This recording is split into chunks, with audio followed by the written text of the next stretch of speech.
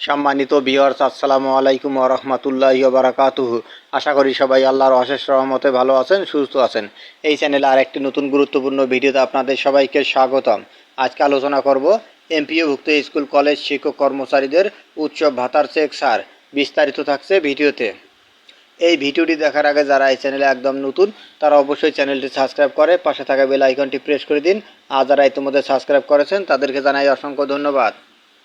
এমপিওভুক্ত school college শিক্ষক কর্মচারীদের উৎসব ভাতার চেক সার।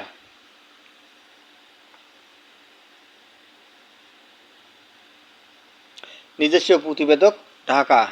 বেসরকারি শিক্ষা প্রতিষ্ঠানের স্কুল ও কলেজ শিক্ষক কর্মচারীদের ঈদ উল আজহা 2024-এর উৎসব ভাতার চেক সার হয়েছে। শিক্ষক কর্মচারীরা আগামী 12 জুন পর্যন্ত উৎসব ভাতা টাকা তুলতে পারবেন।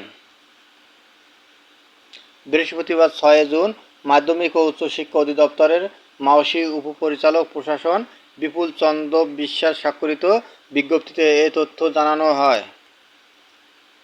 উৎসব ভাতার 8টি চেক অনুদান বণ্টনকারী 4টি রাষ্ট্রীয় ব্যাংকে পাঠানো হয়েছে। স্কুল কলেজের শিক্ষকরা মূল বেতনের 25% ও কর্মচারী 50% উৎসব ভাতা পাবেন। শিক্ষক কর্মচারীরা আগামী 12 জুন পর্যন্ত উৎসব ভাতার চেয়ে টাকা তুলতে পারবেন।